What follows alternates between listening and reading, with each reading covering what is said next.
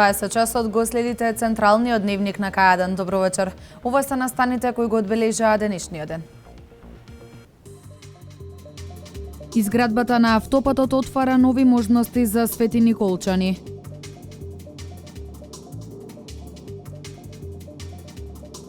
Понеделник, среда и петок инфоденови во Агенцијата за вработување на Република Македонија.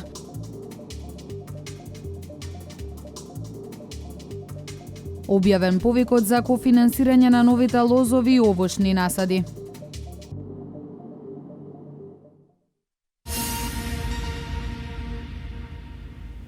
Со изградбата на автопатот се отвораат нови можности за жителите на Свети Николе. Покрај брз и безбеден сообраќај, големи бенефити ќе има и бизнис секторот од овој дел на земјата. Изградбата на автопатот отвара нови можности за Свети Николчани. Ова не значи само брз и безбеден сообраќај. Големи бенефити ќе имаат и граѓаните и бизнис секторот.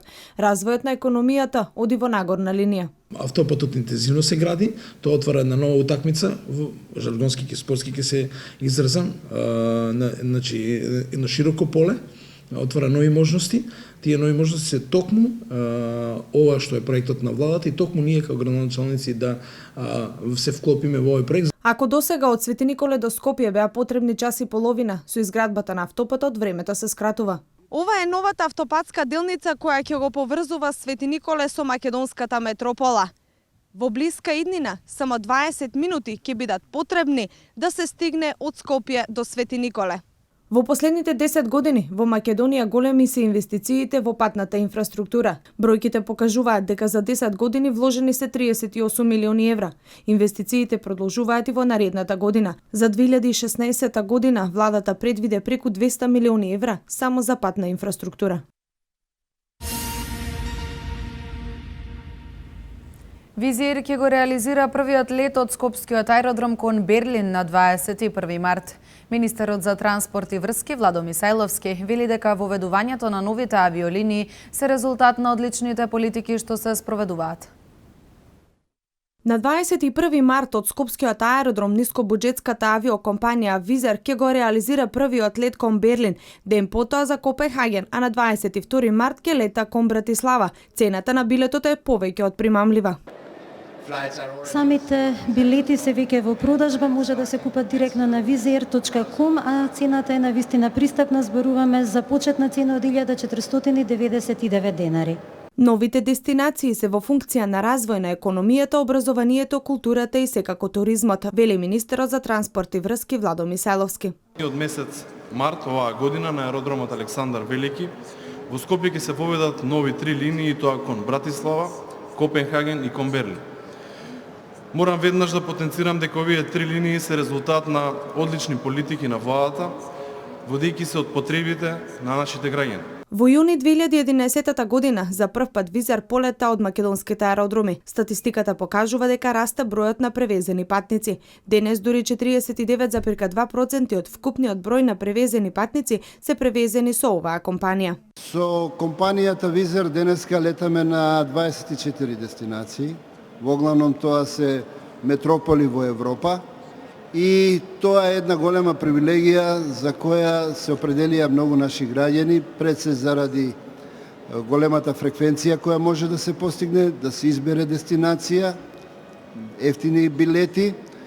Тоа возможи голем број млади луѓе да патуваат, цели семејства, но истовремено луѓето кои живеат од Македонија надвор, работат, нашите иселеници, почесто да доаѓаат во Република Македонија. Минатата година Визер од Македонија превезла вкупно 19,5 милиони патници.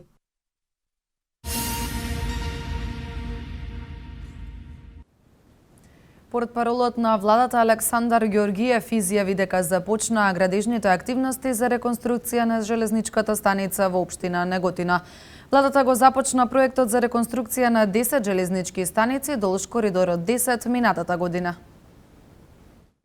10 железнички станици долж коридорот 10 ќе добијат нов лик. По реконструкцијата на железничката станица во Велес, Градско и Демир Капија, започнаа градежните работи за реконструкција на железничката станица во општина Неготино. Одскоро е започнато со градежните работи за реконструкција на железничката станица во Неготино, пошто наскоро ќе следува и воведување во градежни работи на останатите две железнички станици во Велешкиот округ, тоа се во Богомил и Чашка. Минатата година владата го започна проектот за реконструкција на 10 железнички станици, долж коридорот 10 плюс железничката станица во Скопје. Вредноста на целокупниот зафат е проценета на околу 5 милиони евра. Работите одат добро со предвидената динамика, ветувањето се исполнува и основна цел на овој проект е подобрување на условите за транспорт на граѓаните на Република Македонија и ние тоа го правиме. Во следниот период ќе продолжиме и со овој проект и со останатите проекти кои што нудат зголемена корисност и добри ефекти за граѓаните и во железничкиот и во патниот сообраќај. Динамиката на градба диктира железничките станици во Битола и Гевгелија да започнат да се реконструираат најдоцна. Но и тие, вели потпаролот Ѓоргиев, ќе бидат завршени во предвидениот рок, до крајот на оваа година.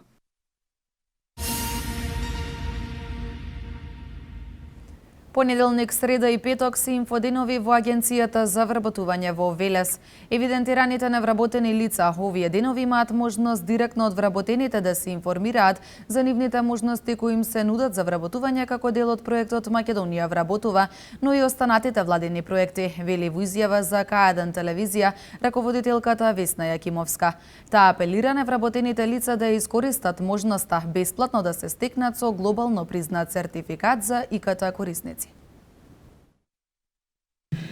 Сите невработени лица, активни баратели на работа, кои што сакаат да се стекнат со глобално признаен сертификат за дигитална писменост, можат да земат учество во активната мерка сертификација за активно познавање на компјутерски програми.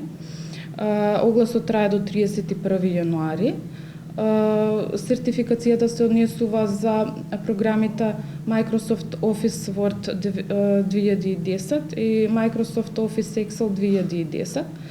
Временската рамка за спроведување на оваа мерка е од 6 до 9 месеци, во кој што период сертификацијската куќа ќе изврши проверка на знаењата на кандидатите и ќе се спроведат сертификацијските испити. Во прилог на активноста која што спроведува Агенцијата за вработување, се бориме за секое работно место. Во работниот клуб на Центарот за вработување Велес, секој понеделник, среда и петок со почеток од 11 часот се спроведуваат инфосредби со невработени лица, на кои што средби невработените лица може да се информираат за мерките и програмите од оперативниот план 2016 и ги добиваат сите информации поврзани со услугите кои што ги нуди Центарот за вработување, како што се мотивациони обуки, кариерно советување, професионална ориентација.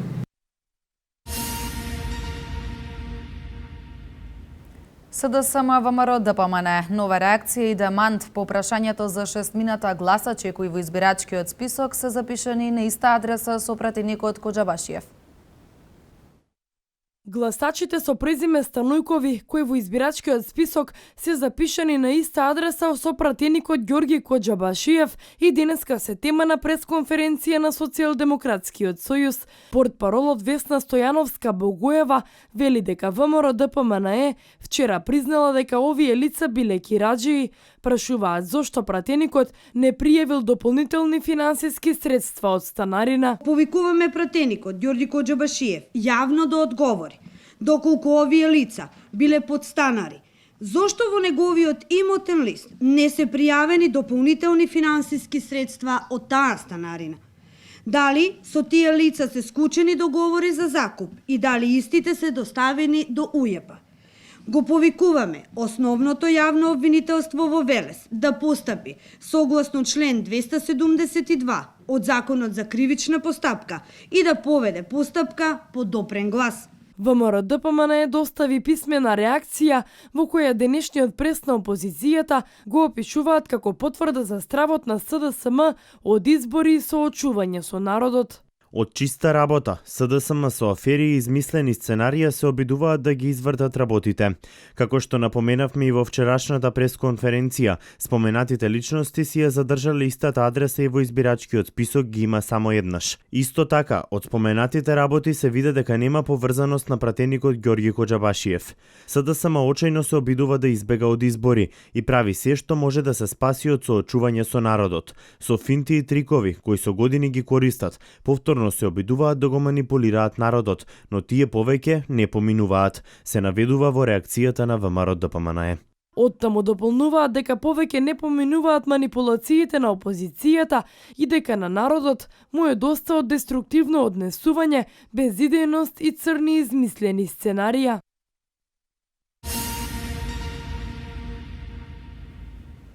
Од денеска објавен повикот за кофинансирање на новите лозови и овошни насади. Право на користење на овие средства имаат регистрираните земјоделци, а рокот за пријавување е до 29 февруари годинава. Колешката Сања ги има деталите. Од денеска објавен е повик за поднесување барање за финансиска поддршка на новите лозови и овошни насади, како и на новите површини со медоносни растенија. Рокот за пријавување е до 29 февруари годинава, а право на користење на средствата имаат евидентираните регистрирани земјоделци. Максималната вредност на инвестициите, кои зависно од типот се конфинансираат, 50 до 75% е до 2,5 милиони денари за новите и до 6,5 милиони денари за набавениот добиток.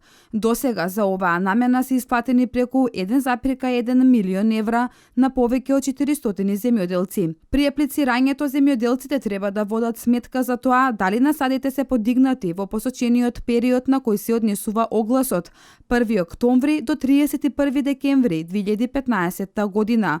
Во спротивно, апликациите ќе бидат одбиени за непочитување на утврдениот минимален број насади што треба да се подигнат. Освен прегледот на доставената документација ќе се вршат и контроли на терен кои треба да утврдат дали состојбата соодветствува на напишаното во апликацијата. Годинава предвидени се 16,5 милиони евра за сточарите, по 2800 денари за животно ќе добијат сточарите со 1 до 100 крави. За повеќе од 100 крави субвенцијата процентуално ќе се намалува.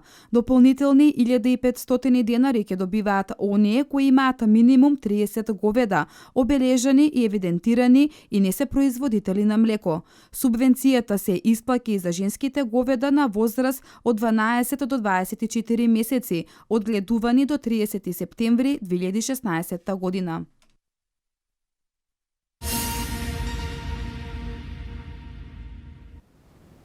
Бројката на заболени од сезонски грип расте. Оваа сезона бројот на заболени во Кавадарци се искачил до 140, што е двојно повеќе од минатата. Во Велес оваа бројка е сведена на минимум, регистрирани се само 5 случаи. Топлото време е нетипично за овој период од годината. Придонесе бројот на заболени од сезонски грип во Кавадарци да се зголеми. Оваа сезона бројот на заболени се искачил на 140 или двојно повеќе од минатата, информираат од Центарот за јавно здравје во Кавадарци. Само во последната седмица епидемиолозите регистрирале 41 новозаболен. Центарот за јавно здравје во Велес пак информира дека бројката на заболени е сведена на минимум, односно службите регистрирале само 5 заболени од сезонски грип последниот период. Сите оние кои ќе почувствуваат некакви тегоби можат да се јават на бесплатната телефонска линија Ало доктори и да добијат лекарски совет. Лекарите остануваат со препораката хронично болните да ја земаат препишаната терапија, а при било каква појава на нарушено здравје да се јават на преглед кај своите матични лекари.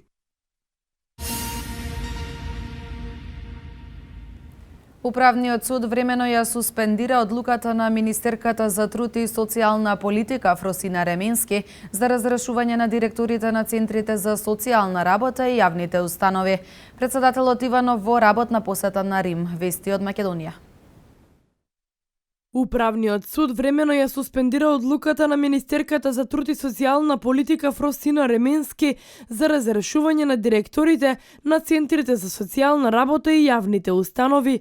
Во решението се забрануваат действија од страна на Ременски во врска со донесените решенија за разрешување, како и со решенијата со кои беа назначени вд директори се до донесување на правосилната одлука по тужбата.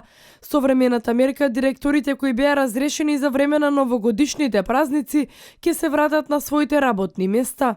Решенијата се ставени вон сила бидејќи не е испочитуван член 47 од Законот за влада, во кој стои дека актот или документот од членот 46 ставови 3 и 4 од овој закон е одобрен, односно ако е подпишан само од едното лице, во случајов подпишан од Ременски, без согласност од дополнителниот заменик Диме Спасов, се смета дека истиот не произведува правно дејство.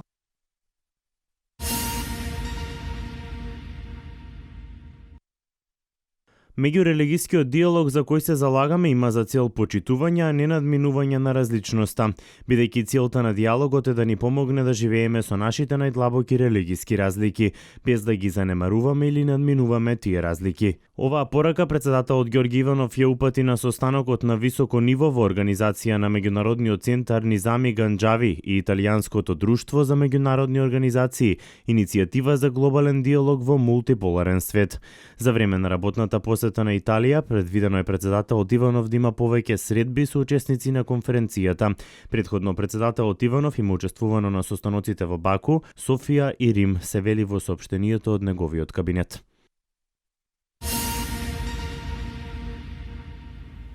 Ново предупредување од Светската здравствена организација се шири вирусот Зика. Данскиот парламент изгласа закон за конфискување на пари од мигрантите.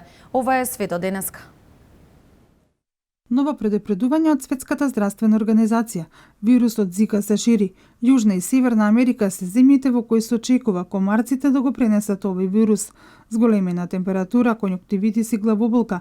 Ова се првичните симптоми. До сега вирусот е регистриран во 23 држави. Последна земја во која што е појавен е Данска. Станува збор за дански државјанин кој патувал во Јужна и Централна Америка, а инфекцијата со Зика е потврдена со лабораториска анализа. Најголема опасност представува за бремените жени, бидејќи влие на фетусот, а децата се раѓаат со штетување на мозокот што може да предизвика и смрт. Советите за сега се насочени во препорака за избегнување на патување во држави каде вирусот Зика е регистриран.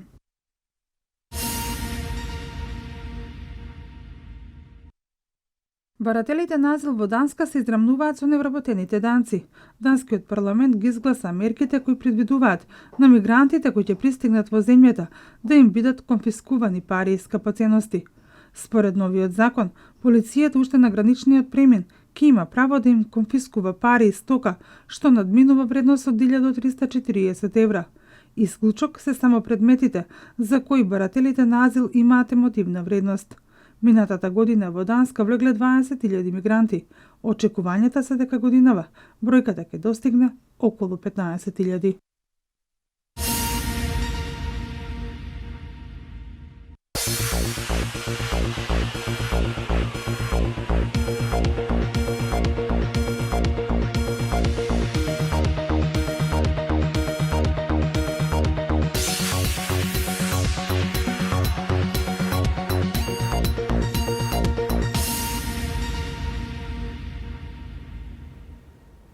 Македонската ракометна репрезентација денес го одигра последниот надпревар на Европското првенство во Полска, кој заврши со резултат 30:29 во корист на Белорусија. По овој пораз Македонија го заврши настапот без ниту една победа и со тоа завршува на 11-тото место на овој шампионат. Останатите вести од спортот во продолжение. Градскиот ракометен клуб Борец се спрема за одигрување на вториот дел од сезоната во Супермашката лига. По едномесечна пауза, велешките ракометари го започнаа тренажниот процес. Во зимскиот преоден рок, Борец се засели со ракометарот Горјан Анастасовски. По 12 години како играч во Франција, тој се враќа во клубот, од каде што започнува неговата ракометна кариера. Тој очекува да му помогне на тимот да ја продолжи добрата игра која ја покажа во последните одиграни надпревари. Основна позиција ми е лево крило, на која што позиција настапав и во репрезентацијата на Македонија и во младинска и во сениорска. Оваа сезона мислам дека повеќе ќе помогнам на среден бек, можда и леви и десни бек, да пополнам некое место. И мислам дека ќе бидам големо засилување за до крајот на сезоната. Според тренерот Васко Василев, Анастасовски ќе игра на позиција каде тој би бил најпотребен во дадена ситуација. Моje размислување првично е дека може да ни помогне на било која позиција од самата игра. Така да стриктно нема да одговорам да кажам ќе игра лево крило, ќе игра среден, ќе игра левек, значи ќе игра нема кај што има потреба. Неговото искуство ќе ни биде драгоцено и он кај што сметаме дека е најмногу идеал ќе игра на таа позиција. Ако некаде шкрипи, исто би рачнал на него да дојде до некоја си помош од негова страна и ван неговата стандардна позиција. Заедно со останатите засилувања од првата полусезона, бекот Ивица Лазаровски очекува Анастасовски да придонесе за нови победи. Горјан доста искусен играч, има играно доста години настрана надвор Македонија и сега сме посилна екипа, сепак со доста нови играчи, не е само он. Знаат веќе во последните утакмици каков успех имавме со тие, сега е само еден плюс, така да очекуваме многу повише во наредна полусезона, ќе видиме крајот како ќе биде. Целта на велешките ракометари е во вториот дел да обезбедат регуларен опстанок во лигата. По овој втор дел од сезоната ни е најбитно да не бидеме меѓу последните две екипи, да останеме регуларно во лигата, да не играме бараж, тоа ни е најважно. Па се надеваме на што повеќе победи. Има уште доста надпревари до крајот на сезоната. Се надеваме со добри припреми. Има доста нови играчи во текот на првата полусезона кои што се приклучија.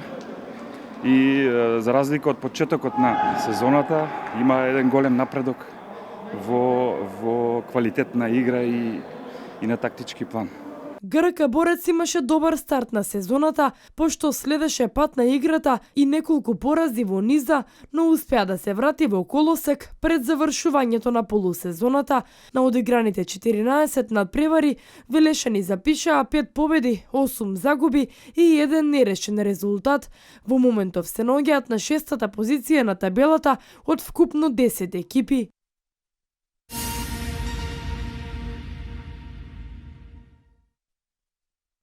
Македонската ракометна репрезентација денеска го одигра последниот надпревар на Европското првенство во Полска, кој заврши со резултат 30:29 во корист на Белорусија. По овој пораз, Македонија го заврши настапот без ниту една победа и со тоа завршува на 11-тото место на овој шампионат. Веднаш по надпреварот согласи капитенот Кирил Лазаров, кој изрази жалење што Македонија не успеа да слави ниту еднаш на ова првенство. Завршивме со 4 порази и 2 нерешени резултати. Во текот на годината имавме повеќе собири, потврливме нема бегање од вистината. Размислував и пред надпреварот дека победата ќе беше добра маска која нас македонците ќе не понесеше и ќе маскиравме некои работи. Имавме мотивираност и желба што се однесува до нас, имаше одлична атмосфера. Изјави меѓу другото Лазаров. По надпреварот со Белорусија согласи голманот на репрезентацијата Борко Ристовски, кој потенцираше дека тие дале се од себе на сите 6 надпревари.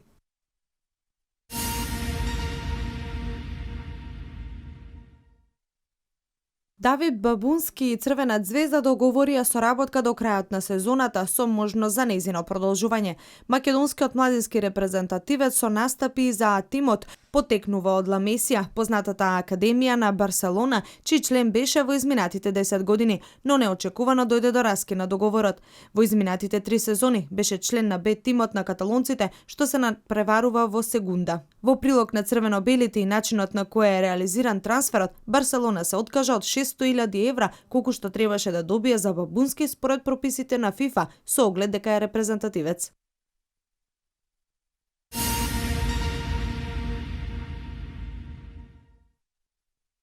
Диме Тасовски во понатамошниот дел од сезоната повторно ќе игра за составот на Работнички. Во неговата кариера веќе настапуваше за тимот од Градски парк од 2004 до 2007, потоа од 2008 до 2009 и во 2011 година. 35 годишниот Тасовски, кој може да игра како крило или крилен центар, во својата кариера ги бранеше уште боите на Жито Вардар, Вардар Струмица 2005, Политехника Халичина, Трепча, Лирија, Карпош Соколе и Струмица.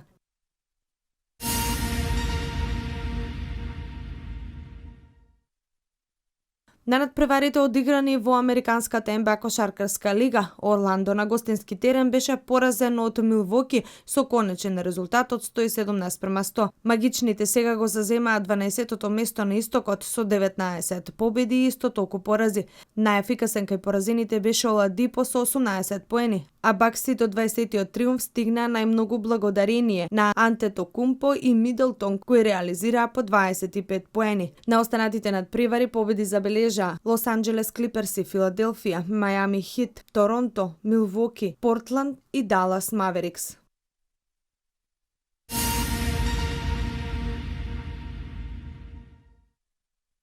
Најдобрата македонска тенисерка Лина Ѓорчевска во 2 сета со 6:3 и 7:6 ја совлада италијанката Франческа Села и го мина првото коло на главниот турнир во поединечна конкуренција што се игра во турскиот град Анталија. Ѓорчевска е втора носителка на овој турнир, а во второто коло ја пречекува подобрата од дуелот помеѓу Кјара Грим од Швајцарија и квалификантката Анија Мрјагјан од Ерменија. Мечот против Села траеше 1 час и 29 минути. Ѓорчевска имаше 6 аса наспроти ниеден на противничката, која направи 4 двојни сервис грешки. Тетовката беше безгрешна при вториот сервис, а освои 5 брейк топки од 10 можности. Како победничка во сингл и во двојки од претходната недела на Фјучерсон во Анталија, Лина е повторно една од двете фаворитки на овој турнир.